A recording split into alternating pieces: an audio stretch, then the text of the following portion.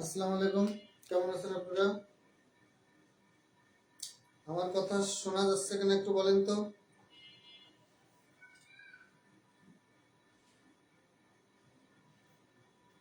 আমার কথা শোনা যাচ্ছে কিনা একটু বলেন তো আমাকে।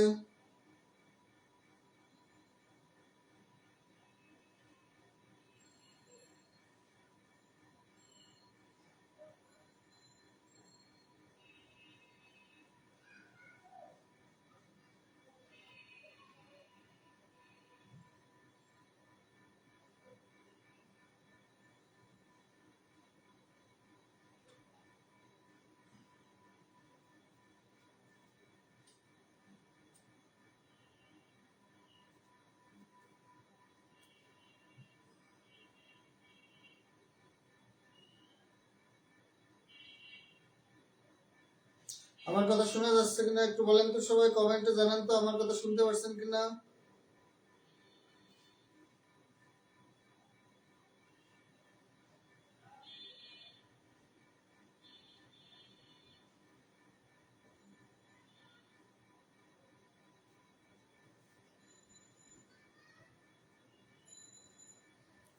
আমার কথা ক্লিয়ার কিনা একটু বলেন তো।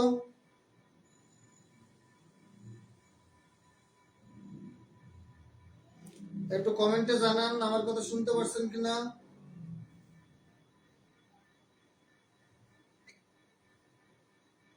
আজকে আমরা শিখবো টেন্স।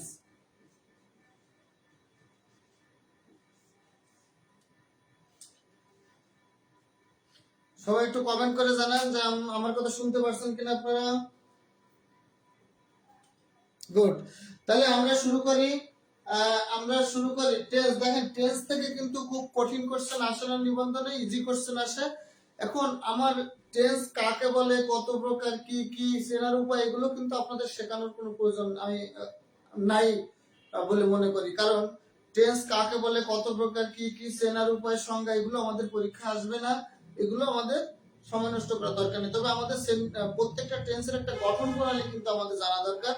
সেই গঠন প্রণালীটা আমরা একটু সংক্ষেপে আলোচনা করব, করে তারপরে আমাদের প্রশ্নটা কিভাবে আসে সেইভাবে আমরা একটু দেখব। তাহলে টেন্স অর্থ হচ্ছে কাল বা সময়। ক্রিয়া সংগঠিত হওয়ার সময়কে টেন্স বা কাল বলে। ক্রিয়া সংগঠিত হওয়ার সময়কে টেন্স বা কাল বলে। এবার টেন্স হলো তিন প্রকার: প্রেজেন্ট টেন্স, পাস্ট টেন্স এবং ফিউচার টেন্স। প্রেজেন্ট টেন্স মানে বর্তমান কাল, পাস্ট টেন্স মানে অতীত কাল, এবং ফিউচার টেন্স মানে কোন কাল? ভবিষ্যৎ কাল। তাহলে আমরা শুরু করি। প্রত্যেকটা টেন্সকে চার ভাগে ভাগ করে আমরা জানি। তাহলে আমরা প্রত্যেকটা টেন্সের শুধু গঠন প্রণালীটা শিখব।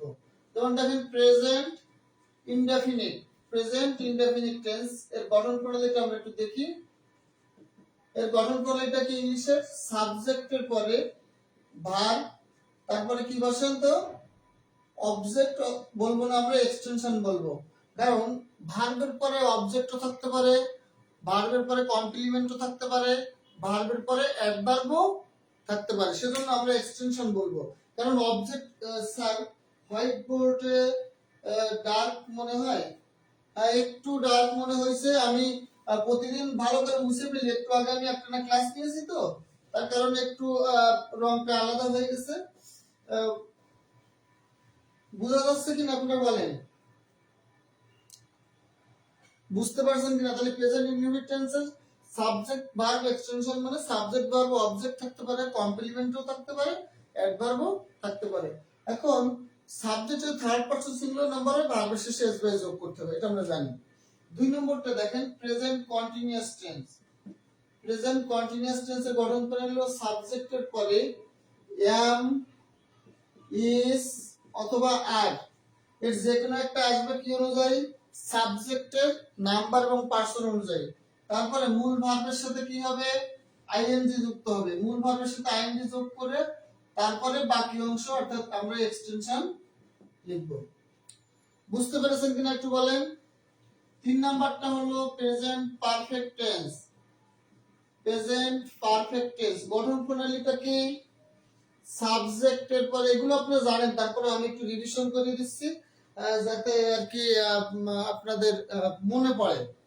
তাহলে হ্যাভ অথবা কি বলেন তো হ্যাজ। তারপরে ভার্বের ভি3 মানে ভার্বের পাস্ট পার্টিসিপল ফর্ম। ভার্বের ভি3 মানে কি? পাস্ট পার্টিসিপল ফর্ম, তারপরে এক্সটেনশন।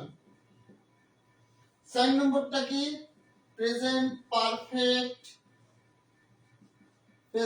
Perfect continuous tense. এরপরে কি আছে? সাবজেক্ট।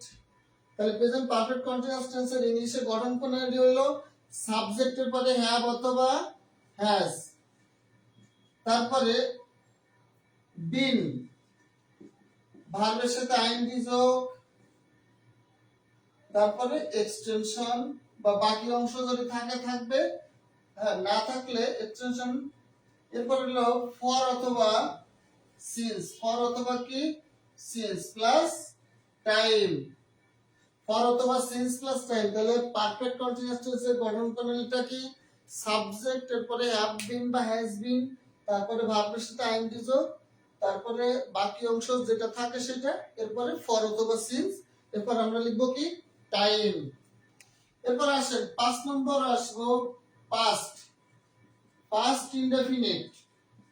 পাস্ট ইনডেফিনিট টেন্সটা কি? Subject plus V2, subject plus V2 মানে ভার্বের past form, subject plus V2 মানে কি? ভার্বের পাস্ট ফর্ম, তারপর হলো এক্সটেনশন বা বাকি অংশ। 6 নম্বরে দেখেন past continuous tense.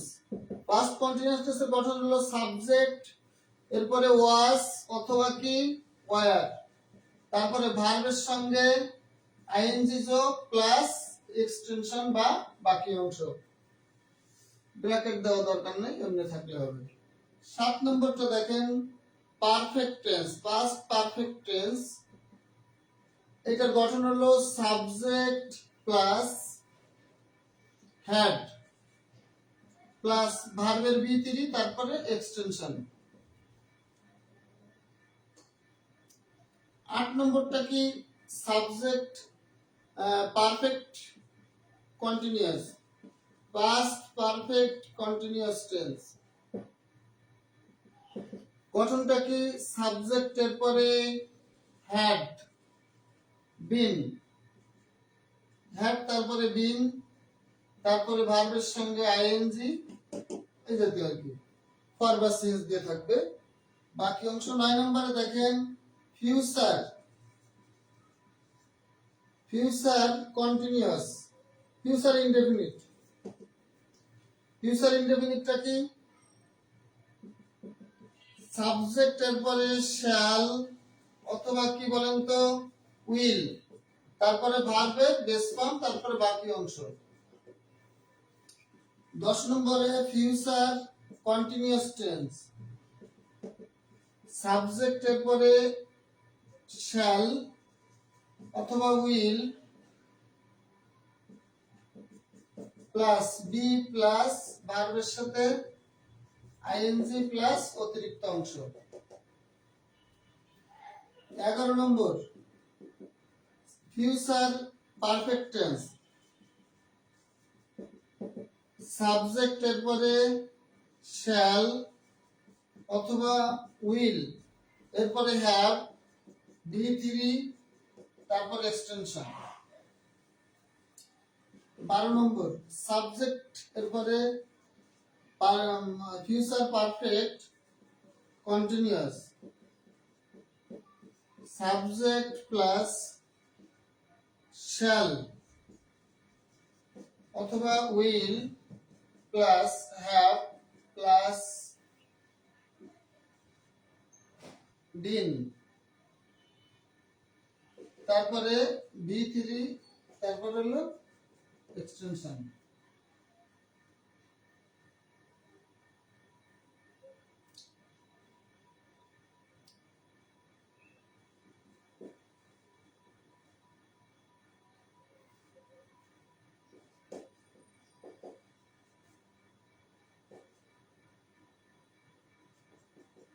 Subject plus shall have will have been, তারপরে ভার্ব আইএনজি, তারপরে কি হবে বলেন তো? অবজেক্ট বা বাকি অংশ।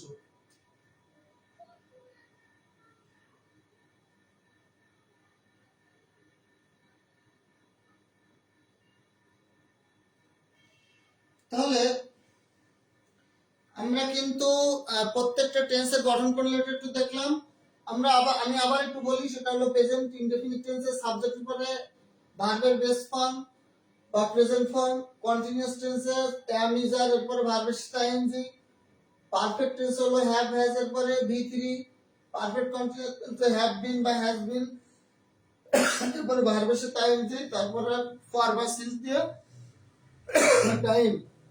পাস্ট ইনডেফিনিট টেন্সে সাবজেক্টের পরে v2 অর্থাৎ ভার্বের পাস্ট ফর্ম, কন্টিনিউয়াস টেন্সে সাবজেক্টের পরে was হয় তারপরে ing, পারফেক্ট টেন্সে had তারপরে v3, পারফেক্ট কন্টিনিউয়াস টেন্সে had been প্লাস v3 তারপর এক্সটেনশন। এরপর দেখেন ফিউচার ইনডেফিনিট টেন্সে shall will প্লাস ভার্বের বেস ফর্ম, কন্টিনিউয়াস টেন্সে shall be will be এর সাথে ভার্ব ing, আর পারফেক্ট টেন্সে shall have will have এর পরে v3, পারফেক্ট কন্টিনিউয়াস টেন্সে shall have will have been তারপরে ভার্ব ing। তাহলে এই গঠনগুলো দেখে আমরা চিনবো যে বাক্যটা কোন টেন্সে আছে। তাহলে এই ইংলিশের গঠনটা কিন্তু আমরা সবাই মুখস্থ করে ফেলবো লিখে। এইবার আমি আসি পরীক্ষায় কোশ্চেনটা কিভাবে আসবে, কোথা থেকে আসবে, এগুলো কিন্তু জানার জন্য। এগুলো কিন্তু পরীক্ষায় কখনো আসবে না যে এই টেন্সের গঠন প্রণালীটা কি। তাহলে পরীক্ষায় যেটা আসবে আমরা এখন সেটাতে চলে আসবো। খেয়াল করেন, এইগুলো সবাই কিন্তু মনে না থাকলে মুখস্থ করে নেবেন, কারণ টেন্সের গঠন প্রণালীটা কিন্তু আপনাদের সবাই জানা দরকার। এরপর আমরা যখন ভয়েস করব, ন্যারেশন করব, তখন কিন্তু আমাদের এই টেন্সের গঠন প্রণালীটা গুলো চেনা বাধ্যতামূলক হবে, কারণ টেন্স চিনতে না পারলে কিন্তু আপনি ভয়েস ন্যারেশন করতে পারবেন না। তাহলে খেয়াল করেন, আমরা কিছু অ্যাডভার্ব লিখবো, যে অ্যাডভার্ব গুলো কোনো বাক্যে থাকলে ওই বাক্যটা প্রেজেন্ট ইনডেফিনিট টেন্সে করতে হবে। তাহলে আমরা শুরু করি, পরীক্ষায় আসবে কোনটা, এসেছে কোনটা, সেগুলো দেখেন। রুল নাম্বার 1 আমরা শিখবো। রুল নাম্বার 1 এ আমরা শিখবো কিছু অ্যাডভার্ব, যে অ্যাডভার্ব গুলো বাক্যে থাকলে ওই বাক্যটা প্রেজেন্ট ইনডেফিনিট টেন্সে করতে হবে। সেগুলো কি কি দেখেন, অলওয়েজ, রেগুলারলি। আমরা একটা টেকনিকের মাধ্যমে এটা শিখতে পারি, যেমন our gardens, hour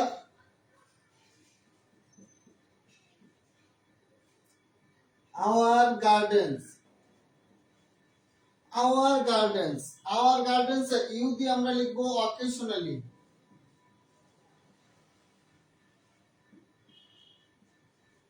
occasionally, often, occasionally, often. U তে লিখবো ইউজুয়ালি, ইউ তে লিখবো ইউজুয়ালি। আর তে লিখবো রেগুলারলি, আর তে লিখবো রেগুলারলি। জি তে লিখবো জেনারেলি, জি তে কি লিখবো জেনারেলি। এ তে লিখবো অলওয়েজ, এতে লিখবো অলওয়েজ, অলমোস্ট। আটটা লিখেছি তাহলে আর লিখবো না। ডি তে লিখবো daily,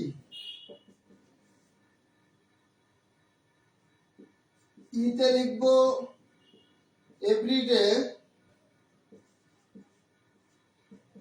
everyday, every month, dot dot, everyday আমরা ডট ডট দিয়ে দিব। এরপর আসেন এন তে নরমালি, এস তে সামটাইমস। খেয়াল করেন, আমি যে অ্যাডভার্বের নামগুলো এখানে লিখেছি, এই অ্যাডভার্ব গুলো যদি কোনো বাক্যে থাকে তাহলে সেই বাক্যটা হবে প্রেজেন্ট ইনডেফিনিট টেন্স। কোন অ্যাডভার্ব গুলো একটু খেয়াল করেন, আমরা মুখস্থ করব। ওতে অকেশনালি, ওতে অফেন, ইউতে ইউজুয়ালি, আরতে রেগুলারলি, জিতে জেনারেলি, এতে অলওয়েজ, অলমোস্ট, ডিতে ডেইলি, ইতে everyday, every week, every month, every year, every century, every morning, every noon, every afternoon. এই জাতীয়, অর্থাৎ এভরির পরে যত প্রকার অ্যাডভার্ব অফ টাইম আছে যে কোনটা থাকতে পারে, থাকলে কি হবে, এটা প্রেজেন্ট ইনডেফিনিট টেন্স হবে। এজন্য এভরি দিয়ে লিখলে এখানে 20-30টা লেখা যাবে, দরকার নেই। আমি মনে রাখবো এভরির পরে কোনো টাইম থাকলেই ওই বাক্যটা প্রেজেন্ট ইনডেফিনিট টেন্স আমরা অ্যানসার করব। এবার দেখেন এনতে নরমালি এসতে সামটাইমস, তাহলে এই যে অ্যাডভার্ব অফ টাইম গুলো আমি বোর্ডে লিখেছি, এই অ্যাডভার্ব অফ টাইম গুলো কোনো বাক্যে থাকলে ওই বাক্যটা প্রেজেন্ট ইনডেফিনিট টেন্সে অ্যানসার করবেন। কথা বুঝতে পেরেছেন কিনা?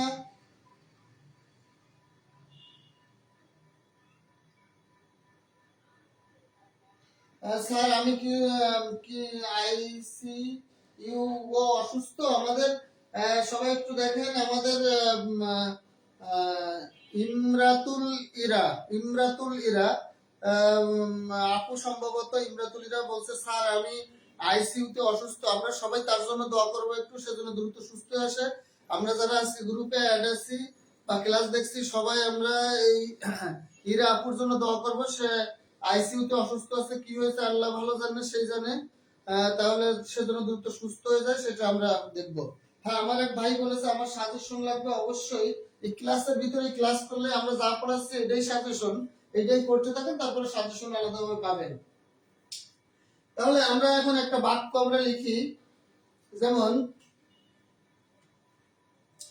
প্রেজেন্ট ইনডেফিনিট টেন্স রেগুলারলি থাকলে একটা বাক্য আমরা লিখি I get up, I get up in the morning। এখানে দেওয়া থাকলো get in the morning usually।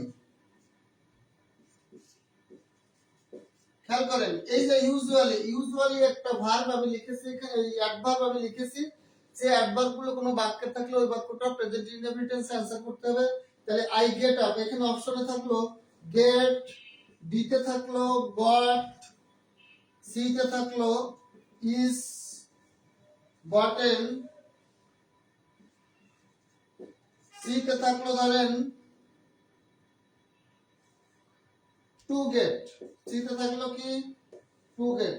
তাহলে আমরা অথবা এখানে থাকতে পারে ইজ গেটিং না গেটস, বলেন তাহলে I get up in the, I get up early in the morning, I get up early, I get up early in the morning usually, আমি প্রতিদিন সকাল সকালে ঘুম থেকে উঠি।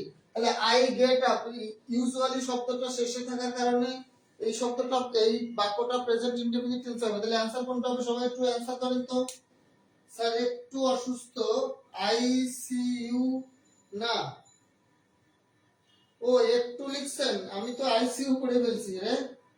I get up early in the morning, হ্যাঁ I get up early in the morning, এখানে answer কি গেট হবে নাকি গট হবে নাকি গেটস হবে নাকি টু গেট হবে, সবাই একটু অ্যানসার করেন। আই পরে কি হয় সেটা একটু অ্যানসার করেন সবাই, এটা সবাই পারবেন, এই ধরনের কোশ্চেন গুলো কিন্তু পরীক্ষায় আসে। হ্যাঁ গেট আপ, গেট হবে স্যার, গেট হবে, হ্যাঁ সবাই একটু অ্যানসার করেন।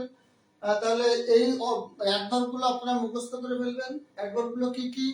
Occasionally, often, usually, regularly, generally, everyday, every week, every dash dash, normally, sometimes এবং ডেইলি। এই অ্যাডভার্ব গুলো থাকলে প্রেজেন্ট ইনডেফিনিট টেন্সে অ্যানসার করব। গেটস কিন্তু দেওয়া যাবে না, একজন গেটস বলেছে, কারণ আই এর পরে কখনো গেটস হয় না, আই এর পরে ভার্বের সাথে এস বাই যোগ করা যাবে না, আই এর পরে গেট হবে। অ্যানসারটা হবে আই গেট, অ্যানসারটা কি হবে আই গেট। আসেন এবার রুল নাম্বার 2 আমরা শুরু করি। একটু রাইট হয়ে গেছে কারণ আমার আরেকটা ব্যাচে ক্লাস ছিল 8টা থেকে, তার জন্য আর কি একটু দেরি হয়ে গেছে ক্লাসটা আপনাদের শুরু করতে। আসেন আমরা রুল নাম্বার 2টা একটু দেখি। রুল নাম্বার 2টা লিখবো, কি কি লিখবো আমার সাথে লিখেন। Now, right now, now right now, at present, now right now, at present, at this moment, at this moment, day by day, day by day, day by day, gradually,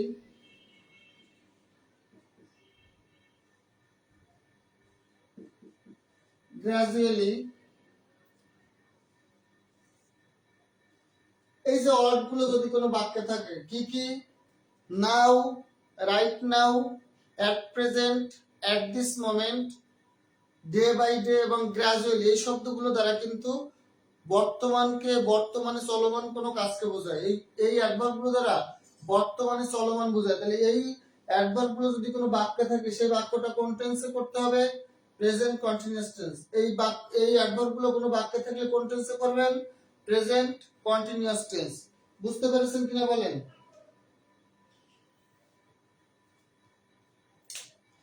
এই অ্যাডভার্বগুলো থাকলে কোন টেন্স হবে? কন্টিনিউয়াস টেন্স হবে।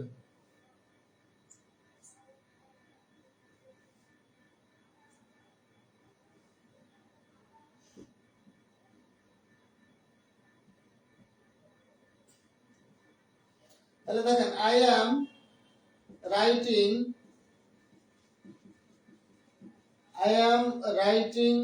A letter at this moment. at this moment থাকার জন্য এটা কি হয়েছে? প্রেজেন্ট কন্টিনিউয়াস টেন্সে হয়েছে। at this moment থাকলে কোন টেন্স হয় বলেন তো? Present continuous tense. Sir, what happen, কি ঘটছে? কোথায় কোথায় কি ঘটছে? কিছু তো ঘটছে বলে আমার কাছে মনে হয় না। কোথায় কি ঘটছে খেয়াল করেন। He is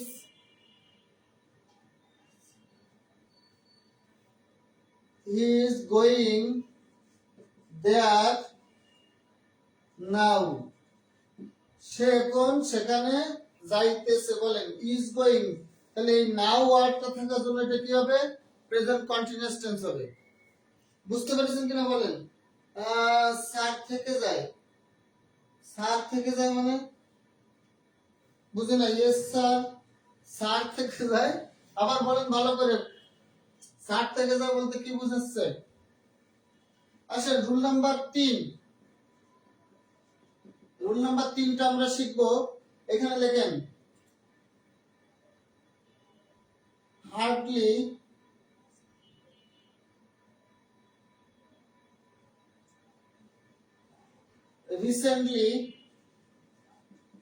recently, lately,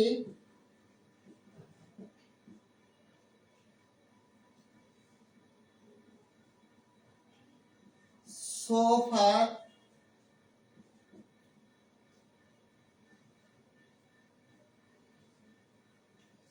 yet, already,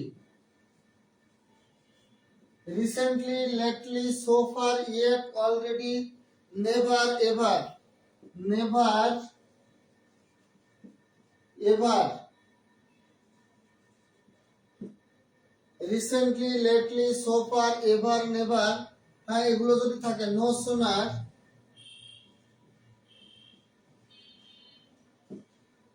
sooner, hardly, lately, so far, yet, already যদি কোনো বাক্যে থাকে সেই বাক্যটা কোন টেন্সে করবেন বলেন তো? নেটওয়ার্কে প্রবলেম হচ্ছিল স্যার। ও আচ্ছা, নেটওয়ার্কে প্রবলেম হচ্ছিল, ঠিক হয়ে গেছে এখন? নেটওয়ার্কে প্রবলেম কি ঠিক হয়ে গেছে? তাহলে এইগুলো থাকলে সেই বাক্যটা কোন টেন্সে করবেন? প্রেজেন্ট পারফেক্ট টেন্সে। এছাড়াও আছে জাস্ট, জাস্ট, জাস্ট নাও। তাহলে এগুলো মুখস্থ করবেন। Recently, lately, so far, yet, already, never, ever, so far, just now এবং জাস্ট। এই অ্যাডভার্ব অফ টাইম গুলো যদি কোনো বাক্যে থাকে সেই বাক্যটা প্রেজেন্ট পারফেক্ট টেন্সে করতে হবে। যেমন হি হ্যাজ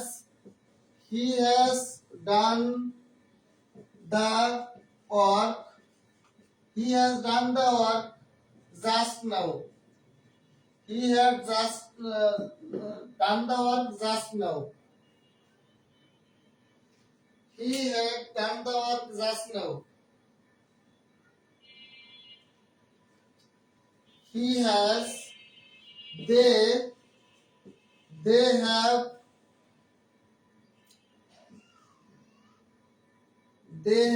gone there,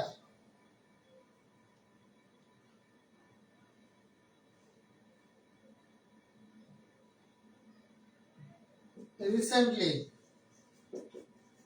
তাহলে এই যে রিসেন্টলি জাস্ট নাও থাকার জন্য এই বাক্যটা কি হবে? প্রেজেন্ট পারফেক্ট টেন্স হবে। এখন দেখেন এই যে অ্যাডভার্ব গুলো কিন্তু আমরা বাক্যের প্রথমে বসাতে পারি আবার শেষেও বসাতে পারি। সেক্ষেত্রে এই রিসেন্টলিটা কিন্তু প্রথমে বসবে, রিসেন্টলিটা প্রথমে বসতে পারে। রিসেন্টলি দে হ্যাভ গন দেয়ার। এখানে খেয়াল করেন এই যে রিসেন্টলিটা যদি বাক্যের প্রথমে বসে সেই ক্ষেত্রে ওই রিসেন্টলি বা অ্যাডভার্বটার পরে কিন্তু একটা কমা বসে। তাহলে অ্যাডভার্ব বাক্যের প্রথমে বসতে পারে, অ্যাডভার্ব বাক্যের শেষে বসতে পারে, আবার তো সাবজেক্ট এবং ভার্বের মাঝখানেও কিন্তু অ্যাডভার্ব বসতে পারে। স্যার আপনার ওখানে নেট প্রবলেম এখনো? এখনো কি নেট প্রবলেম এখানে? এখানে কি এখনো নেট প্রবলেম হচ্ছে?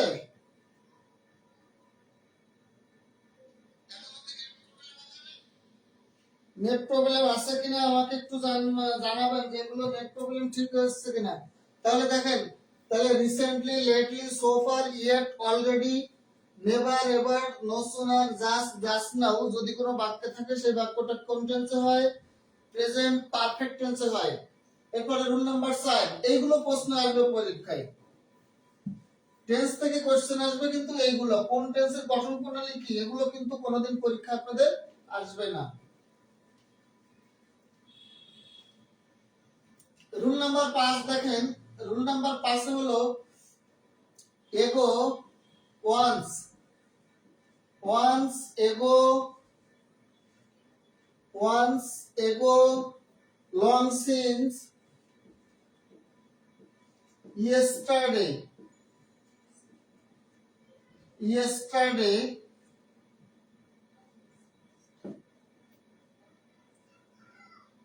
last, last night, last, last দিয়ে ডট ডট দিবেন। এরপরে 1985, 2022 এই জাতীয় যদি কোনো অ্যাডভার্ব অফ টাইম আমরা কোনো বাক্যে দেখি তাহলে ওই বাক্যটা হবে প্রেজেন্ট মানে পাস্ট ইনডেফিনিট টেন্স। কোন টেন্স হবে? Past indefinite tense. দেখেন once ago, long since, yesterday, last, last night, last day, last week, last month, last century, last morning, last noon, last afternoon, last night. অর্থাৎ লাস্টের পরে যত প্রকার adverb time থাকুক না কেন এটা সবসময় অতীতকাল নির্দেশ করে। লাস্টের পরে কোনো অ্যাডভার্ব টাইম থাকলে এটা দ্বারা অতীতকাল নির্দেশ করে। তাহলে এরপরে দেখেন এখন 2024 সাল চলমান, তাহলে 2024 সালের আগে যে সালগুলো চলে গেছে অর্থাৎ 23 সাল পর্যন্ত সবগুলো কিন্তু অতীত হয়ে গেছে। তার মানে 2023 সাল পর্যন্ত যদি কোনো ঘটনা ঘটে তাহলে অবশ্যই সেই ঘটনাটা আমাদের পাস্ট ইনডেফিনিট টেন্সে অ্যানসার করতে হবে। তাহলে once ago, long since, yesterday, last, last week, last month, last year, last day যত প্রকার অ্যাডভার্ব টাইম থাকুক এবং অতীতের কোনো সাল যদি বলা থাকে তাহলে সেই বাক্যটা পাস্ট ইনডেফিনিট টেন্সে অ্যানসার করতে হবে। তাহলে আমরা একটু দেখি দুই একটা কোশ্চেন দেখি। এই কোশ্চেনটা পরীক্ষায় এসেছে। This book was published. This book was published in 1985. 1985. I came to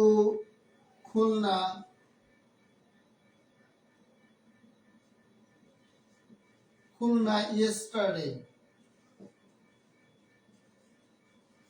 দেখেন তাহলে এই যে কেম, তাহলে এই ইয়েস্টারডে মানে অতীত বোঝায়। 1985 বলতে কি অতীতকাল বোঝায়।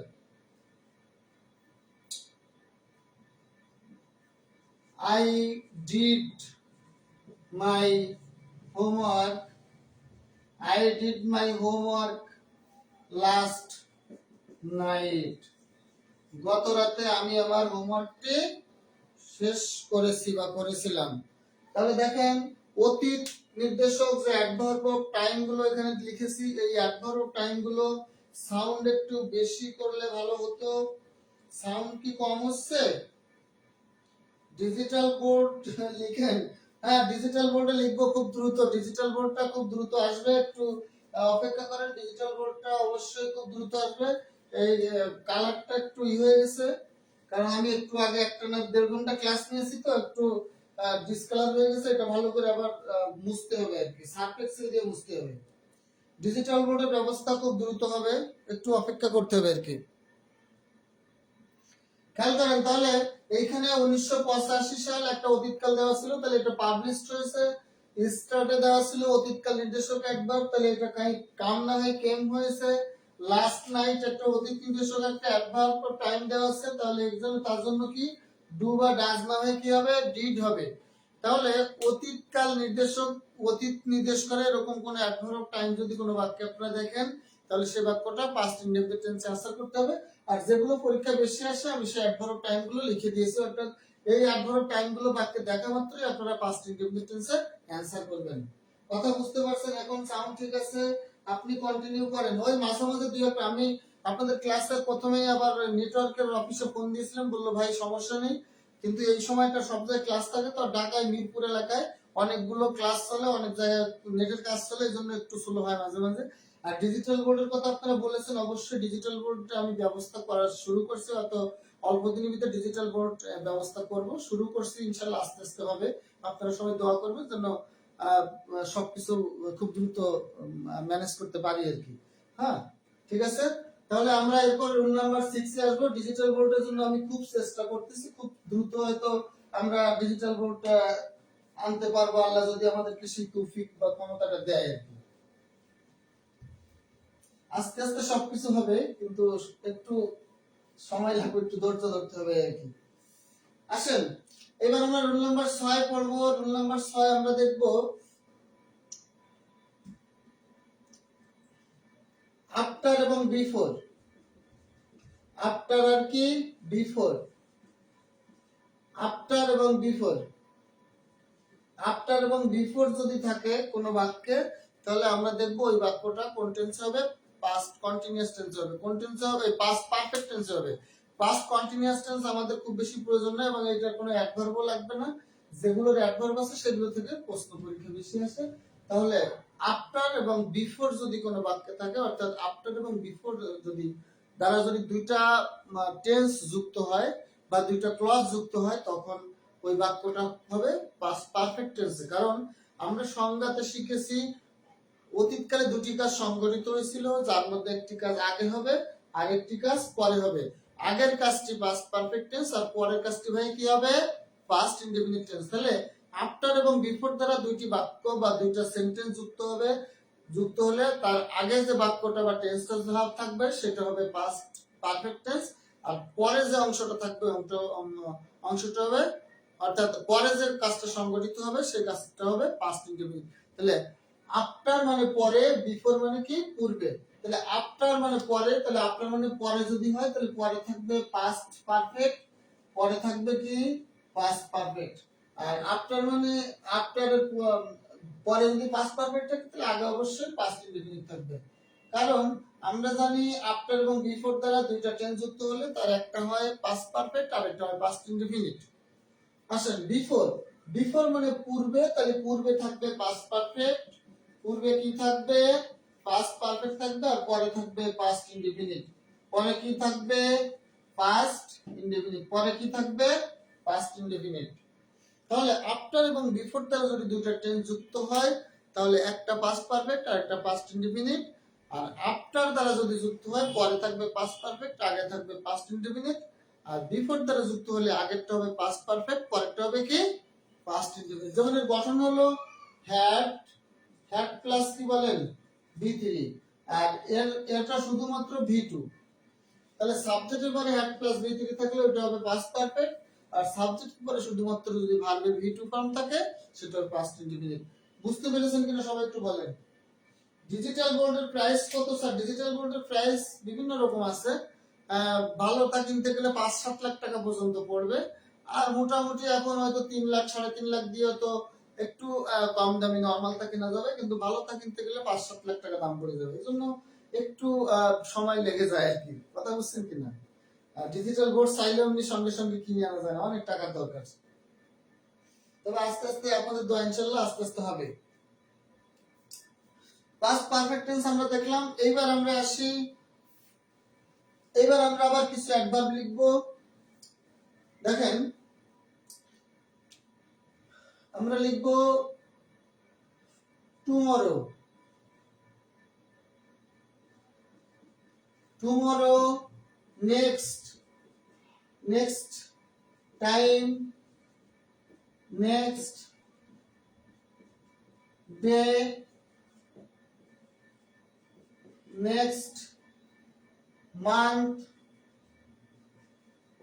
অর্থাৎ নেক্সট দিয়ে যত প্রকার অ্যাডভার্ব টাইম থাকুক এবং ভবিষ্যৎ নির্দেশক কোন সাল যদি থাকে, যেমন বর্তমানে আমরা কোন সালে আছি, 2024 সালের মধ্যে আছি, কিন্তু 2025, 2026 অর্থাৎ 2024 সালের পরে যতগুলো সাল আমরা দেখতে পাবো সবগুলো কি হবে, ফিউচার ইনডেফিনিট টেন্স হবে। তাহলে দেখেন আমরা যদি বলি 2025, 2030, 2041, 2041, তাহলে এই যে অ্যাডভার্ব টাইম গুলো আমি লিখেছি দেখেন, tomorrow, next time, next day, next month, next year, next morning, next noon, next afternoon, next night, next decade. অর্থাৎ নেক্সট দিয়ে যদি কোনো টাইম বলা থাকে তাহলে ওই নেক্সট প্লাস টাইমটা হবে ভবিষ্যৎ নির্দেশক একটা শব্দ, এবং এই নেক্সট দিয়ে যত শব্দ আছে এগুলো যদি কোনো বাক্যে থাকে তাহলে ওই বাক্যটা ফিউচার ইনডেফিনিট টেন্স হবে। তার মানে tomorrow, next time, next day, next month, next, next dot dot, 2025, 2030, 2041, অর্থাৎ 2024 সালের পরবর্তী কোনো সাল যদি কোনো বাক্যে দেওয়া থাকে তাহলে ওই বাক্যটা হবে ফিউচার ইনডেফিনিট। ওই বাক্যটা কি হবে বলেন তো, ফিউচার ইনডেফিনিট। কি হবে, ফিউচার ইনডেফিনিট। তাহলে এই অ্যাডভার্ব গুলো কোনো বাক্যে থাকলে ওই বাক্যটা আমরা কোন টেন্সে করব, ফিউচার ইনডেফিনিট টেন্সে করব।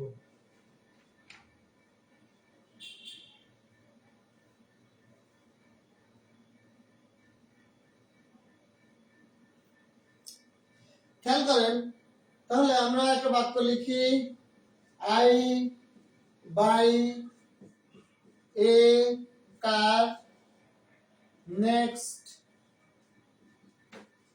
ইয়ার, I go to London, London in 2030.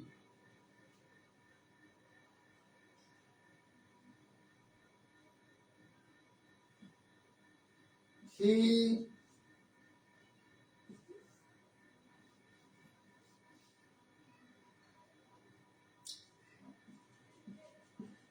marry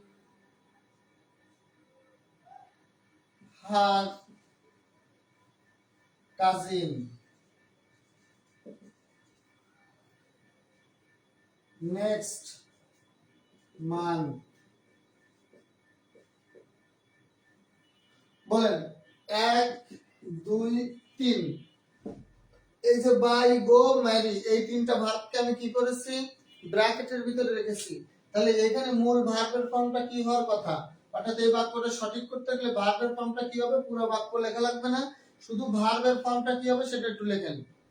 শুধু ভার্বের ফর্মটা কি হবে সেটা একটু লেখেন। এখানে পুরো বাক্যটা লেখার দরকার নেই। ভার্বের ফর্মটা কি হবে, আমরা জানি ফিউচার ইনডেফিনিট টেন্সের ইংলিশ বাক্যের বা স্ট্রাকচার হলো সাবজেক্ট, তারপরে শ্যাল অথবা উইল, এরপরে ভার্বের বেস ফর্ম বা ভি1, তারপরে কি বাকি অংশ বা অবজেক্ট বা অ্যাডভার্ব যেটা থাকে। তাহলে বলেন এখানে অ্যানসার কি হবে, বাই, গো, ম্যারি, এই তিনটায় আমরা ভার্বের ফর্মটা সঠিক করে কি লিখব, সবাই একটু লেখেন, সবাই একটু লেখেন। এই ধরনের প্রশ্ন পরীক্ষা আসে, বলেন কি হবে। শেষে আমি নিবন্ধন পরীক্ষা টেন্স থেকে কি ধরনের কোশ্চেন এসেছে আমি বেশ কয়েকটা কোশ্চেন আপনাদেরকে লিখে দেখাবো। হুবহু নিবন্ধন এসেছে এরকম কোশ্চেন।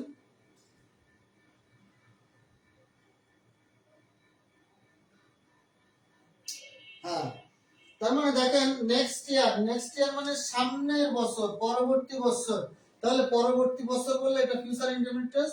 তাহলে আই উইল বা আই শ্যাল বাই। এখন সব জায়গায় উইল ব্যবহার করে।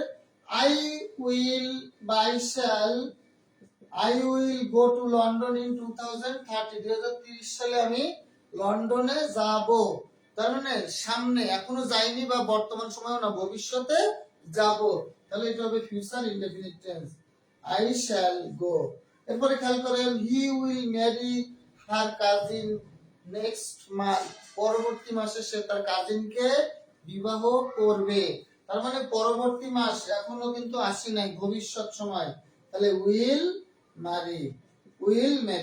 তাহলে হি will marry her cousin next month. এখানে হি লিখছি, তাহলে হিজ লিখতে হবে আমাকে। এখানে হিজ লিখতে হবে, হি লিখেছি না, তাহলে এখানে হিজ হবে। এটা একটু সংশোধন করে নেন। He will marry his cousin, her না, এখানে শি দিলে হার হতো। তাহলে হি উইল ম্যারি। স্যার অপশনে যদি শ্যাল উইল দুইটাই থাকে, ভাই শ্যাল উইল দুইটা থাকার সম্ভাবনা খুব কম। যদি দুইটা থাকে, যেমন আমাদের এক ভাইয়া অবশ্যই কোশ্চেন করে ফেলেছে যে শ্যাল উইল দুইটা থাকলে তখন কি করবো ভাইয়া। একটা কথা হলো শ্যাল উইলটা আমরা যখন ছোট ছিলাম, আমরা যখন স্কুল কলেজে পড়েছি, তখন শ্যাল উইলের ব্যবহারটা আলাদা ছিল। তখন আইর পরে শ্যাল হতো, আইর পরে শ্যাল হতো, এবং singular third person singular number হলে শ্যাল হতো। আর ইউ এর পরে আর থার্ড পারসন প্লুরাল যেমন দে, ইউ, এগুলোর পরে হতো উইল। আর আই, হি, শি এগুলোর পরে হতো শ্যাল। আই পরে হতো shall, he will, he she. I পরে হতো শ্যাল, আর বাকি সবগুলোর পরে হতো কি উইল। অর্থাৎ থার্ড পারসন সিঙ্গুলার হোক, প্লুরাল হোক, আর সেকেন্ড পারসন হোক, একমাত্র first person singular number I এর পরে হতো শ্যাল। আর যত উইল আর যতগুলো আছে অন্যান্য থার্ড পারসন বা সেকেন্ড পারসন, সবগুলোর পরে হতো উইল। সেটা ছিল ব্রিটিশ নিয়মে। সেটা কি ছিল? ব্রিটিশ নিয়মে। তার মানে ব্রিটিশ নিয়মে শ্যালের ব্যবহার, উইলের ব্যবহারটা আলাদা ছিল। কিন্তু এখন আমেরিকান নিয়মে শ্যালের ব্যবহার নেই বললেই চলে। এখন আমেরিকান নিয়মে উইলের ব্যবহারটাই বেশি ব্যবহার হয়, অর্থাৎ আমেরিকান নিয়মে শ্যালের ব্যবহারটা নেই।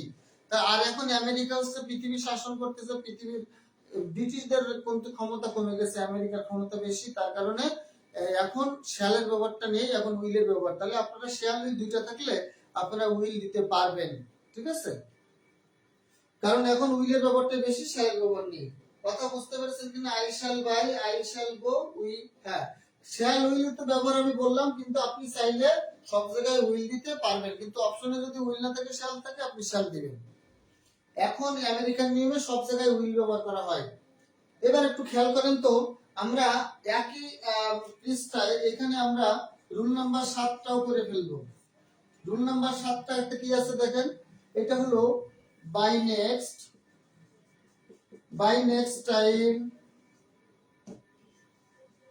By next month, by next month, by next dot dot, by 2026, by 2030, by 2041। দেখেন উপরে কিন্তু টাইম দেওয়া ছিল, টাইমের আগে কোনো প্রিপজিশন বাই দেওয়া ছিল না, কিন্তু এখানে টাইমের আগে কিন্তু বাই দেওয়া আছে। যেমন নেক্সট টাইম এর আগে কিন্তু বাই দেওয়া আছে, নেক্সট মান্থ এর আগে বাই দেওয়া আছে, next dash dot dot dash এর আগে বাই দেওয়া আছে, নেক্সট 2026।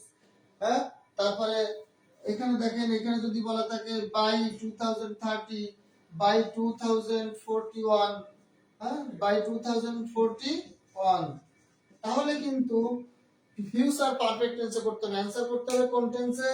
ফিউচার পারফেক্ট টেন্সে। অর্থাৎ ভবিষ্যৎ নির্দেশক অ্যাডভার্ব গুলোর পূর্বে যদি বাই থাকে, সেই ক্ষেত্রে আমরা অ্যানসার করব ফিউচার পারফেক্ট টেন্স।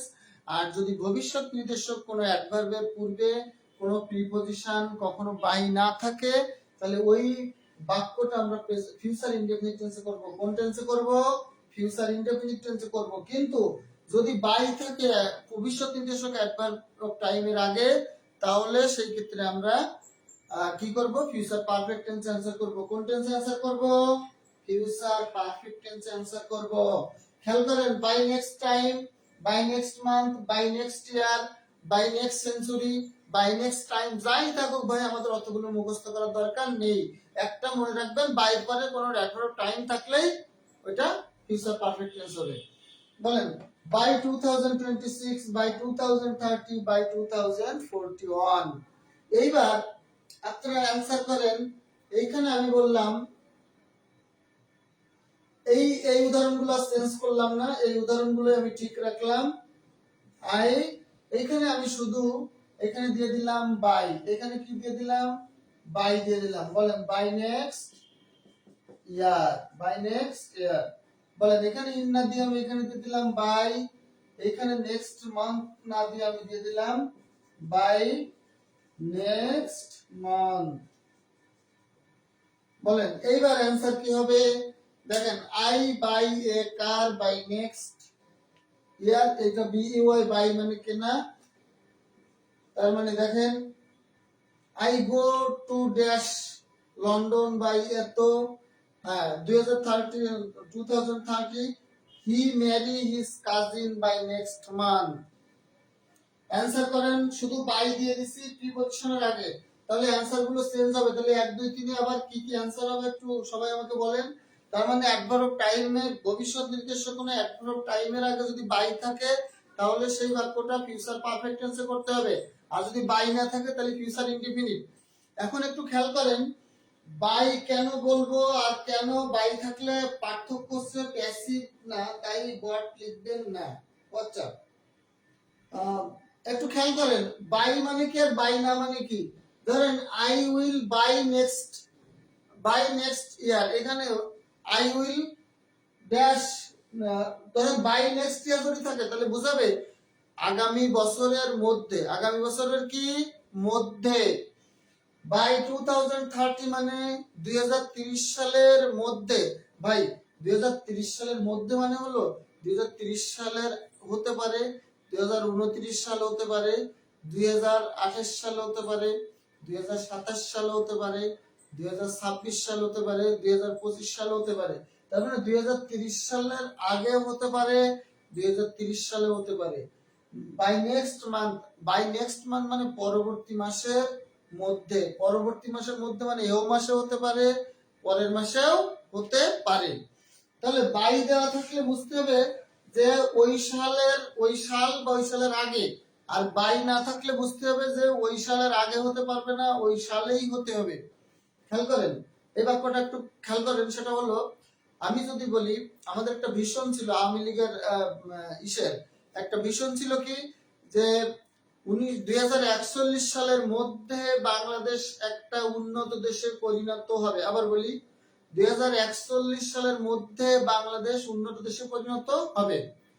2041 সালের মধ্যে বলছে, কিন্তু 2041 সালের আগেও কিন্তু হতে পারে। তাহলে 2041 সালের মধ্যে মানে 2041 সালে হতে পারে, 40 হতে পারে, 39 হতে পারে, 38 হতে পারে, 37 হতে পারে, বা তার আগেও বাংলাদেশ উন্নত দেশে পরিণত হতে পারে। কিন্তু যদি বলা হয় শুধুমাত্র 2041, তার মানে বাই দেওয়া নাই, তার মানে এখানে শুধুমাত্র 2041 সালে বাংলাদেশ উন্নত দেশে পরিণত হবে সেটা বলা হচ্ছে। তার মানে বাই থাকলে বোঝাবে ওই সালটা এবং ওর আগের সাল বা আগের সময়টাকে বোঝাবে। তাহলে বাই দিয়ে কোনো সময় বলা থাকলে ওই সময় এর আগেও কাজটা সংগঠিত হতে পারে। কিন্তু বাই না থাকলে বুঝতে হবে শুধু ওই সময়টা বা ওই সালটা বা ওই সময়টাতেই কাজটা সংগঠিত হবে, কোনোভাবে ওর আগে সংগঠিত হতে পারবে না। আমার কথা বুঝছেন কিনা একটু বলে। তাহলে বাই থাকলে কি হবে, বাই না থাকলে কি হবে, সেটা সবাই বুঝেছেন কিনা একটু বলেন, নাকি আবার বলবো আমি।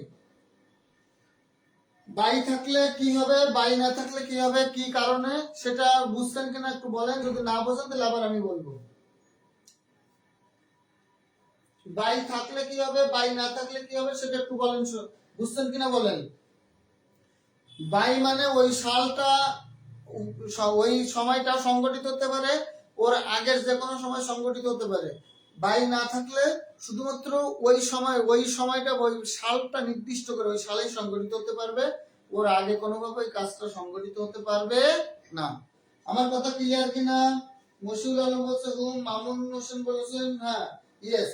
তার মানে সবাই একটু কমেন্টে জানান যে আমার ওই যে বাই কেন হবে, কেন হবে না, বাই থাকলে কি হবে, বাই থাকলে কি হবে না, হ্যাঁ না থাকলে কি হবে, এটাও সবাই বুঝছেন কিনা আমাকে একটু কমেন্টে জানান সবাই।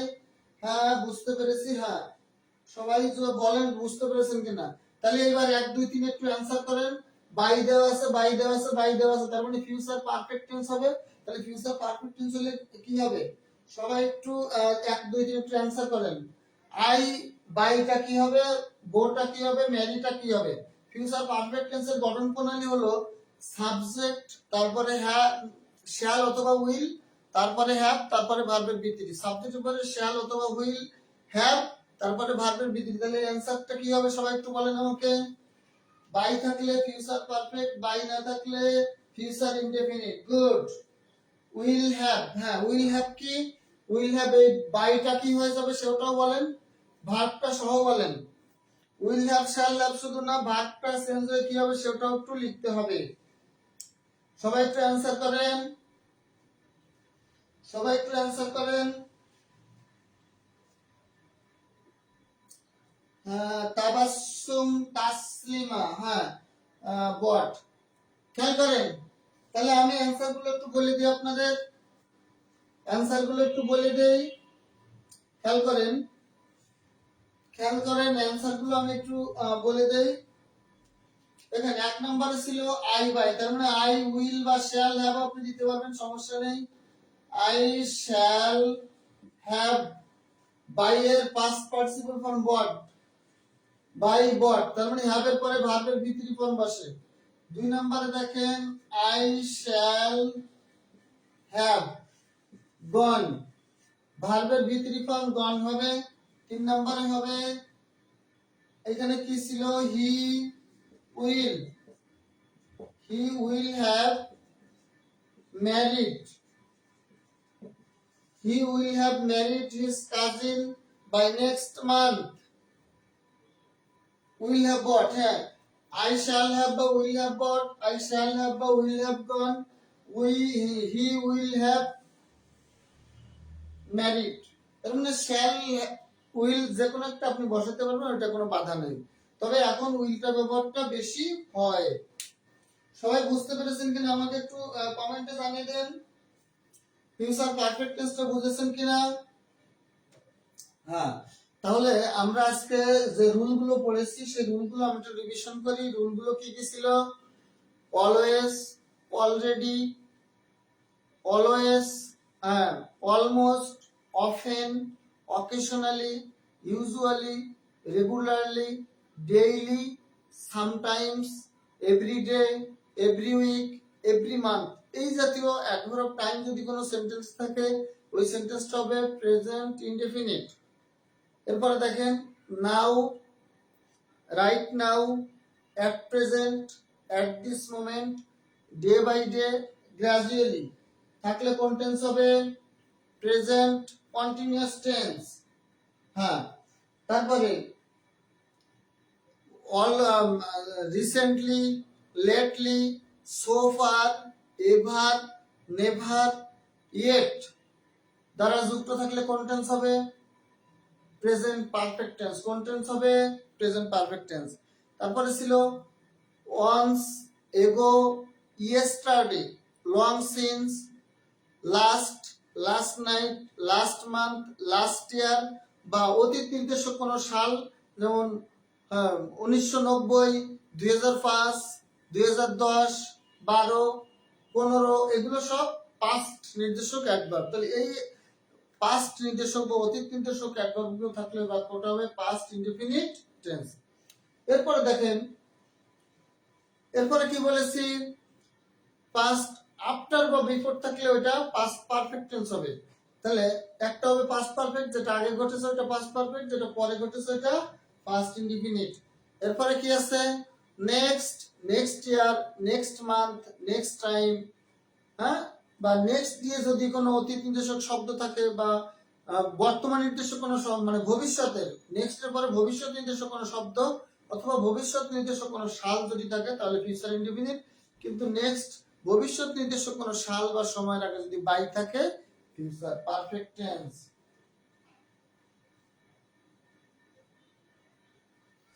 হ্যাঁ, এইবার আসেন রুল নাম্বার 8। রুল নাম্বার 8টা আমরা একটু দেখি, খুব ইম্পর্টেন্ট। রুল নাম্বার 8 খেয়াল করেন। রুল নাম্বার 8টা কি দেওয়া আছে? হোয়েন এবং হোয়াইল, হোয়াইল অথবা হোয়েন, হোয়াইল অথবা হোয়েন দিয়ে যদি দুইটা বাক্য যুক্ত থাকে, হোয়াইল বা হোয়েন দ্বারা যদি দুইটা টেন্স যুক্ত হয়, তাহলে সেটা কি হবে? দেখেন, হোয়াইলের পরে সবসময় পাস্ট কন্টিনিউয়াস হয়। হোয়াইলের পরে কি হয়? Past continuous. আর হোয়েনের পরে হয় পাস্ট ইনডেফিনিট। হোয়াইলের পরে কোন টেন্স হয়? Past continuous. হোয়াইলের পরে কোন টেন্স হয়? Past continuous. খুব ইম্পর্টেন্ট, মনে রাখবেন। হোয়াইলের পরে কোন টেন্স? Past continuous. আর হোয়েনের পরে কোন টেন্স? Past indefinite. হোয়াইলের পরে কোন টেন্স? Past continuous. আর হোয়াইলের পরে কোন টেন্স? Past continuous. হোয়েনের পরে পাস্ট ইনডেফিনিট। আর হোয়াইলের আগেরটা এখানে পাস্ট কন্টিনিউয়াসও হতে পারে, অথবা পাস্ট ইনডেফিনিটও হতে পারবে। হোয়েনের পরে থাকবে পাস্ট ইনডেফিনিট, আগে পাস্ট ইনডেফিনিটও হতে পারবে, পাস্ট ইনডেফিনিটও হতে পারে, অথবা পাস্ট কন্টিনিউয়াসও হতে পারে। এই রুল দুটো একটু খেয়াল করেন সবাই, কি লিখেছি? হোয়াইল দ্বারা যদি দুইটা টেন্স যুক্ত হয়, তাহলে হোয়াইলের পরে অবশ্যই পাস্ট কন্টিনিউয়াস থাকবে। হোয়াইলের পরে অবশ্যই কি থাকবে?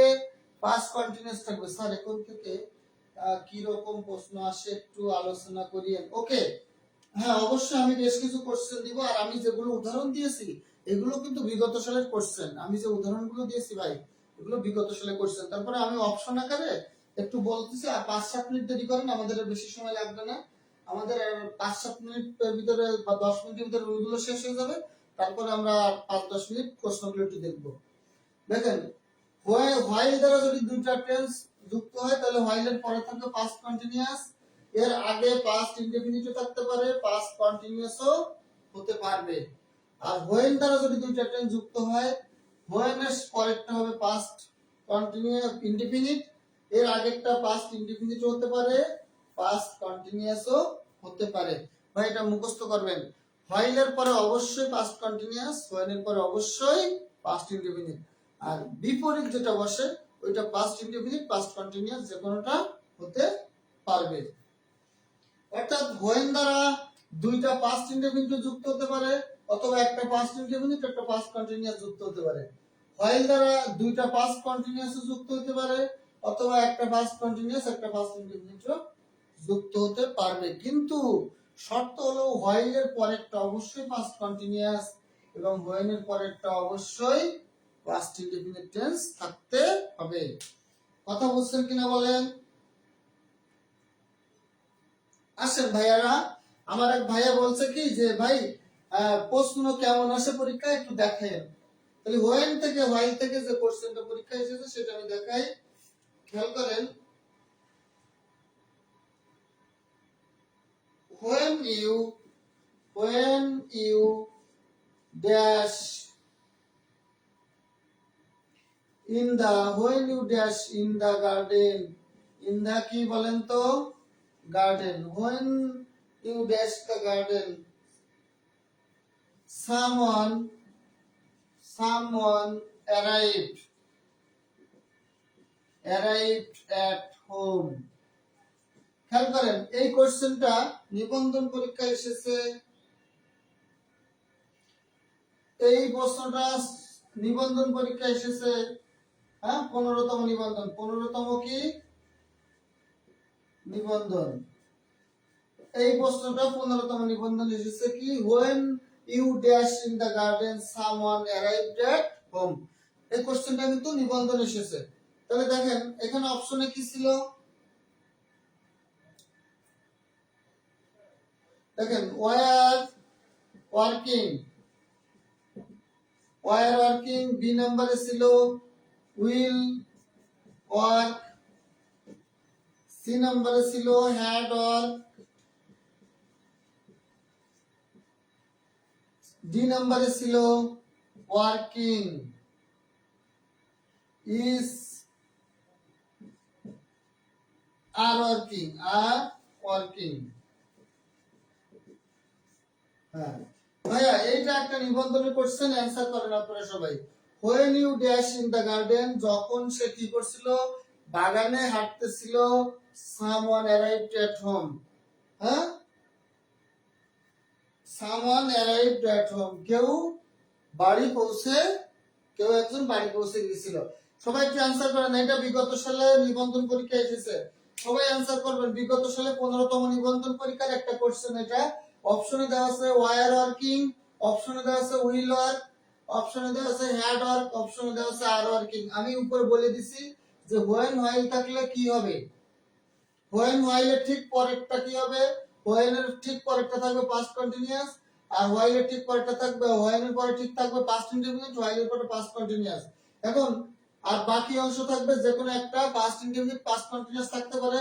এখন কথা হলো হোয়েন আর হোয়াইল পরে না থেকে হোয়েন আর হোয়াইল যুক্ত অংশ প্রথমে থাকতে পারে, আর এই যে আগের অংশ হোয়েন হোয়াইলের আগের অংশটা পরে থাকতে পারে কমার পরে। সেই ক্ষেত্রে এখানে দেখেন আমাদের কিন্তু হোয়েন হোয়াইল এর আগের অংশটা দেওয়া আছে, আর এই পাশের যে অংশটা, এই অংশটা কিন্তু পরে দেওয়া আছে। আমার কথা বুঝতে পেরেছেন কিনা বলেন? হোয়েন হোয়াইল এর অংশটা আগেও থাকতে পারে পরেও থাকতে পারে। তাহলে অ্যানসার কোনটা হবে? আমাদের মামুন হোসেন ভাই বলছে হ্যাড ওয়ার্ক, সামিয়া বিনতে আলী বলছে হ্যাড ওয়ার্ক, আর অনেকেই বলছে যে ওয়ার্কিং। তাহলে বলেন কি হবে?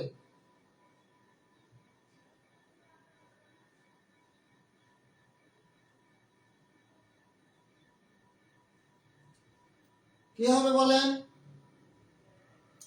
ওয়ার ওয়ার্কিং হবে। কি হবে? Were working. কারণ আমি বলে এখানে কি হবে বলেন?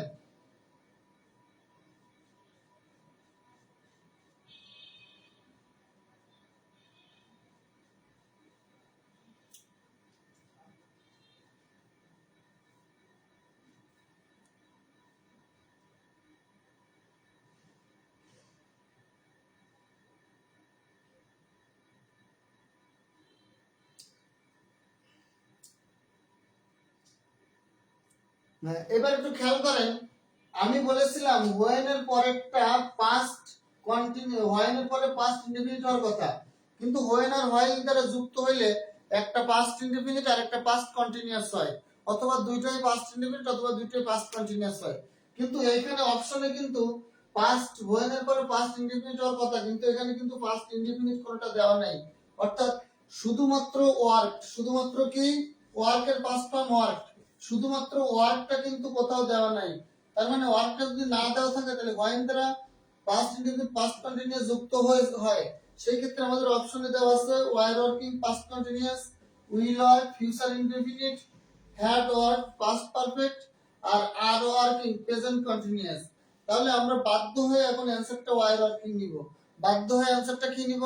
ওয়ার ওয়ার্কিং নিব। কারণ এখানে আমাদের হোয়েন হোয়াইল দ্বারা একটা পাস্ট ইনডেফিনিট আর একটা পাস্ট কন্টিনিউয়াস যুক্ত হবে, যদিও পর একটা পাস্ট ইনডেফিনিট দেওয়া আছে, কিন্তু এইখানে অপশনে কিন্তু পাস্ট ইনডেফিনিট টেন্স এর অপশন কোথাও ছিল না পরীক্ষা। তাহলে এটা আমাদেরকে পাস্ট কন্টিনিউয়াস আনসার করতে হবে। তার মানে when you dash in the garden, যখন সে বাগানের মধ্যে দিয়ে যাইতেছিল, হ্যাঁ, বা বাগানের মধ্যে কাজ করিতেছিল, সামওয়ান অ্যারাইভড এট হোম, কেউ একজন বাড়িতে এসেছিল। মানে একটা লোক বাড়ি থেকে, মনে করেন বাড়ি থেকেও না, বাড়ি থেকে সবাই এসেছে কাজ কাম করার জন্য মাঠে, কৃষি কাজ করতেছে বাগানে বা মাঠে, ওই সময় তাদের বাড়িতে নতুন একজন অতিথি বা আত্মীয় আসলো, এই কথাটা বলা হচ্ছে।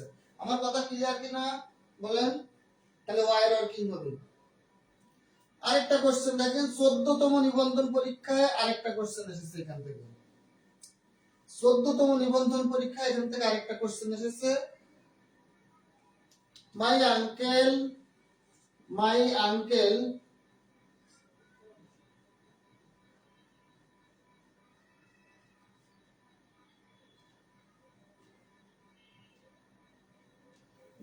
my uncle arrived while I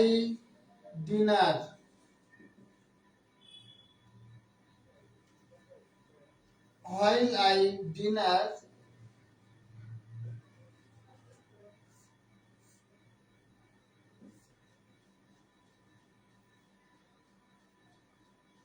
while I the dinner দিছে the dinner দিছিল।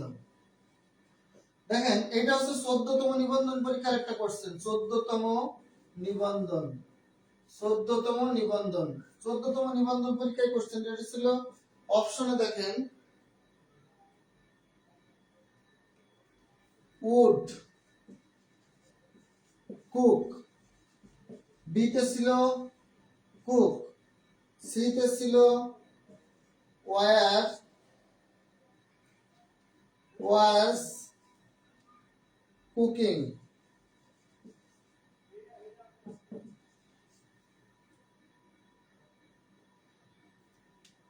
আর D তে ছিল cooked।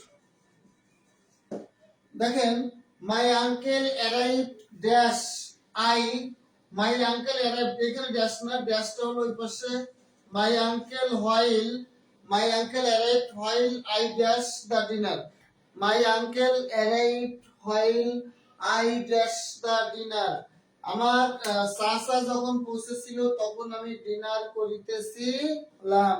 অর্থটা হলো আমার চাচা যখন এসেছিল, অর্থাৎ চাচা ধরেন ওদের বাড়িতে এসেছে আর সে ওই সময়টা সে ডিনার করতেছিল।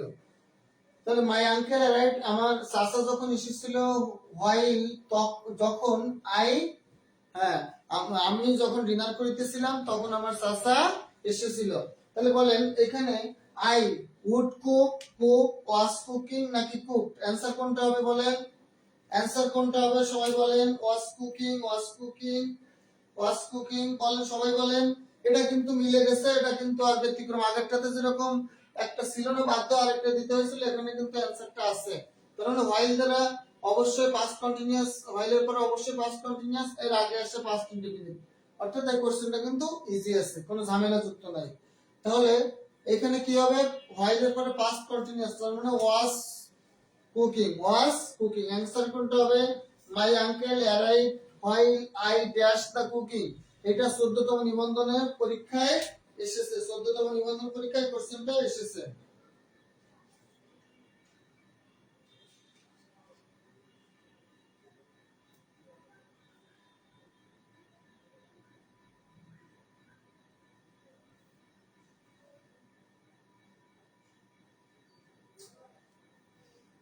এবার আমরা একটু খেয়াল করব ফিউচার পারফেক্ট কন্টিনিউয়াস টেন্সের কিছু উদাহরণ আমরা প্র্যাকটিস করব, যেখান থেকে কোশ্চেন আসে।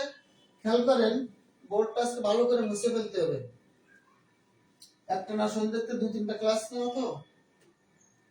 খেয়াল করেন ফর অথবা সিন্স, ফর অথবা কি সিন্স, এই দুটোর ব্যবহারটা আমরা একটু দেখি টেন্সের ক্ষেত্রে। ফর নির্দিষ্ট, অর্থাৎ নির্দিষ্ট সময়, নির্দিষ্ট সময় অথবা period of time, period of কি টাইম। আর সিন্স, সিন্স মানে হলো পয়েন্ট অফ টাইম বা অনির্দিষ্ট, point of time, point of time. অর্থাৎ এখানে শুরুর সময়টা দেওয়া থাকবে, শুরুর সময়টা দেওয়া থাকবে। বাংলাতে যদি হতে অবলিক থেকে কথা থাকবে, এখানে যাবত অথবা ধরে, যাবত অথবা ধরে কথাটি থাকলে ফর হবে। খেয়াল করেন আমাদের ক্লাস প্রায় শেষ, আর অল্প একটু সময় চলবে। দেখেন ফর আর সিন্স এর ব্যাপারটা আমরা একটু খেয়াল করি। ফর বসবে নির্দিষ্ট করে বলা থাকলে বা পিরিয়ড অফ টাইম দেওয়া থাকলে। যেমন আমি যদি বলি আমি 7 দিন ধরে অসুস্থ, তাহলে কয়দিন? 7 দিন, নির্দিষ্ট একটা টাইম বলা হয়েছে। আমি 2 ঘন্টা ধরে লিখিতেছি, আমি কয় ঘন্টা ধরে লিখছি? 2 ঘন্টা। তাহলে 2 ঘন্টা কিন্তু একটা টাইমটা কিন্তু নির্দিষ্ট করে বলে দেওয়া আছে, কত সময়? 2 ঘন্টা। আমি 1 ঘন্টা ধরে লিখিতেছি, আমি কত সময় ধরে লিখতেছি? 1 ঘন্টা ধরে। তাহলে 1 ঘন্টা কিন্তু একটা নির্দিষ্ট টাইম। আমি 2 বছর ধরে এই কলেজে পড়িতেছি, কয় বছর ধরে? 2 বছর ধরে। তাহলে এই যে টাইমটা 2 বছর, 5 বছর, 3 মাস, 5 মাস, 1 মাস, 7 দিন, 10 দিন, 2 ঘন্টা, 10 মিনিট, 15 মিনিট, 20 মিনিট, অর্থাৎ টাইমটা যে নির্দিষ্ট করে বলা আছে, অর্থাৎ কত সময় সেটা নির্দিষ্ট করে বলা থাকলে হবে ফর। আর যদি টাইমটা নির্দিষ্ট করে বলা না থাকে, শুধু বলা থাকে আমি গত সোমবার থেকে জ্বরে ভুগতেছি, ভাই গত সোমবার থেকে জ্বরে ভুগছি, কিন্তু গত সোমবার থেকে কোন দিন পর্যন্ত বা কত সময় ধরে, হ্যাঁ কয়েক জ্বরটা এখনো মানে হয়েছে কিনা, মানে আরোগ্য লাভ করেছে কিনা, জ্বরটা সেরে উঠেছে কিনা, কিছু কিন্তু বলা নাই। আবার আমি যদি বলি সকাল থেকে বৃষ্টি হচ্ছে, দুপুর থেকে আমি মাথায় ব্যথা অনুভব করছি, বা আমি সন্ধ্যা থেকে লিখিতেছি, আমি সন্ধ্যা 6টা থেকে পড়িতেছি, এই যে শুরুর সময়টা ভাই বলে দেওয়া আছে, কিন্তু কাজটা কতক্ষণ ধরে চলেছিল বা কাজটা আদৌ শেষ হয়েছে কিনা এটা যদি বলা না থাকে, তাহলে সেটা হবে সিন্স। আর কাজটা কখন শুরু হয়েছিল সেটা বলা নাই, কিন্তু কাজটা কত সময় ধরে হয়েছিল একটা নির্দিষ্ট টাইম বা সময় এখানে বলে দেওয়া আছে, সেক্ষেত্রে আমাদের কি কোনটা বসবে? ফর। কোনটা বসবে? ফর বসবে। আসেন আমরা দুটা উদাহরণ একটু লিখি। এইখান থেকে নিবন্ধনের ট্রান্সলেশন আকারে কোশ্চেনটা বেশি আসে, নিবন্ধনের প্রাইমারিতে সিন্স পর দিয়ে ট্রান্সলেশন আকারে কোশ্চেনটা বেশি আসে। যেমন যেমন সকাল থেকে বৃষ্টি, সকাল থেকে বৃষ্টি হচ্ছে, সকাল থেকে বৃষ্টি হচ্ছে, আমি ট্রান্সলেশন করেন, আমি গত সোমবার থেকে, আমি গত সোমবার থেকে জ্বরে, আমি গত সোমবার থেকে জ্বরে ভুগিতেছি, আমি গত সোমবার থেকে জ্বরে ভুগিতেছি, আমি 2 ঘন্টা ধরে লিখিতেছি,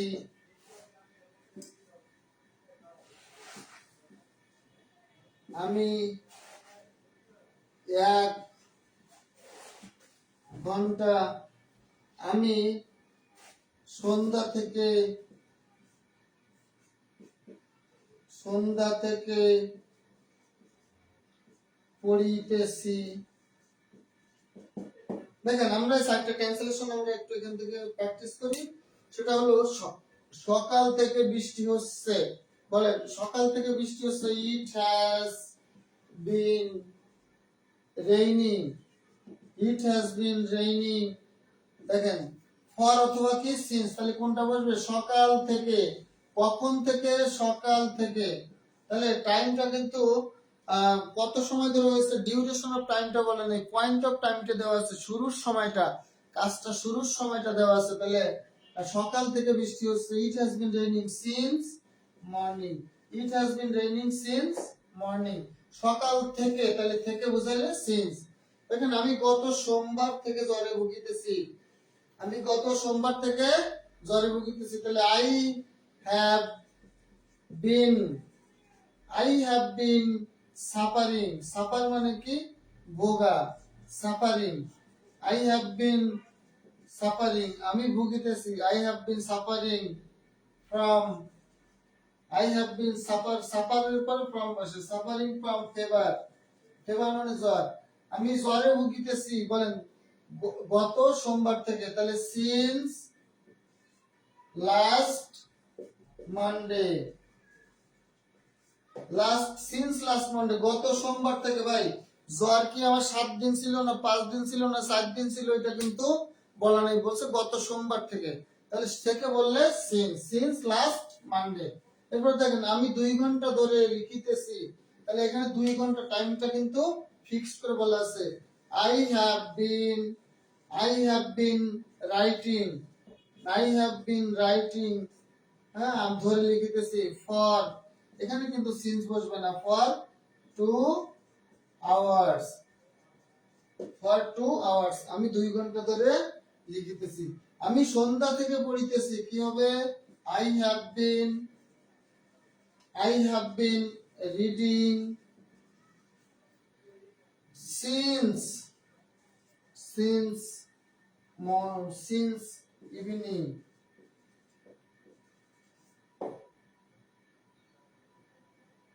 আমি সন্ধ্যা থেকে পড়িতেছি। তাহলে হতে বা থেকে কথাটি বলা থাকলে সিন্স, আর ধরে বা যাবত কথাটি বলা থাকলে ফর, অর্থাৎ টাইমটা নির্দিষ্ট করে বলা থাকে তাহলে কি হবে? ফর। আর টাইমটা যদি নির্দিষ্ট করে না বলে শুধু শুরুর সময়টা উল্লেখ থাকে তাহলে বসবে সিন্স। হ্যাঁ, আর 2 মিনিট লাগবে আমাদের, আর 2-3 মিনিটের ভিতরে আমরা ক্লাস শেষ করে দিব। সর্বশেষ যে রুলসটা আমরা পড়বো সেটা হলো সিকোয়েন্স অফ টেন্স থেকে আমরা সর্বশেষ নিয়মটা পড়ে আজকের মতো আমরা ইনশাআল্লাহ ক্লাসটা শেষ করে দিতে পারবো। কারণ টেন্সে আমি যা পড়িয়েছি, যে রুলগুলো আমি পড়িয়েছি, এই 8টা রুলের বাইরে, 8টা আর একটা 9টা, মোট 9টা রুল পড়ানো হয়েছে। এই 9টা রুলের বাইরে আল্লাহর রহমতে কোনো প্রশ্ন আপনাদের আসবে না। এখন আসেন সর্বশেষ sequence of tense, SEQUENC, sequence of tense. Sequence of কি? টেন্স। সিকোয়েন্স মানে হচ্ছে ধারা বা ক্রম। সিকোয়েন্স মানে কি? ধারা বা ক্রম। তাহলে টেন্সের ধারা বা ক্রম বলতে কি বোঝায়? এখানে দেখেন আপনাদের ক্লাসটা আপনাদের ক্লাসটা করেছে, অর্থাৎ আপনাদের ক্লাসটা কিন্তু শেষ হয়ে গেছে। হুমায়ুন স্যার ক্লাসের ক্লাস নিয়েছে। এখানে ক্লাসের একটা বিষয় আছে, সেটা হলো প্রিন্সিপাল ক্লাসটা। এখানে ধরেন একটা প্রিন্সিপাল ক্লাস থাকবে। কি থাকবে? প্রিন্সিপাল ক্লাস থাকবে। আর এখানে থাকবে একটা সাবঅর্ডিনেট ক্লাস। এখানে কি থাকবে?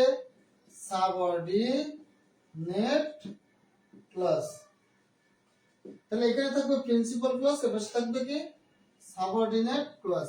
এখন প্রিন্সিপাল ক্লাসটা যদি প্রেজেন্ট অথবা ফিউচার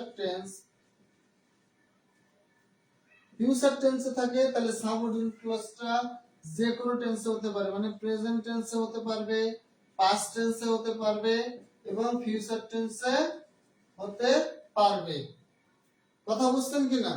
এটা হচ্ছে 1 নম্বর নিয়ম। 2 নম্বর নিয়ম হলো প্রিন্সিপাল ক্লজ যদি পাস্ট টেন্সে থাকে তাহলে পরবর্তী অর্থাৎ সাবঅর্ডিনেট ক্লজটি অবশ্যই পাস্ট টেন্সে হবে।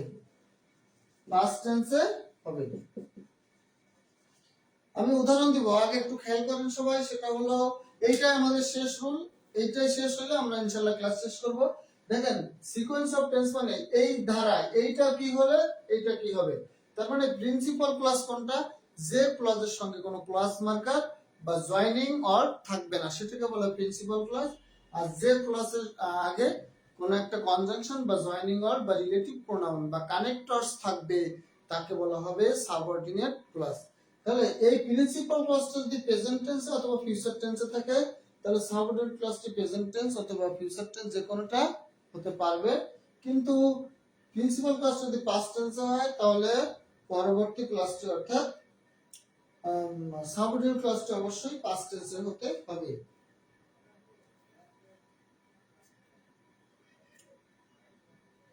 খেয়াল করেন, তাহলে আমরা এখানে দুটো উদাহরণ লিখি। আমি যদি লিখি I know where, বলেন I know where, তাহলে এটা প্রেজেন্ট ইনডেফিনিট টেন্স আছে। আমি এখানে বলতে পারবো I know where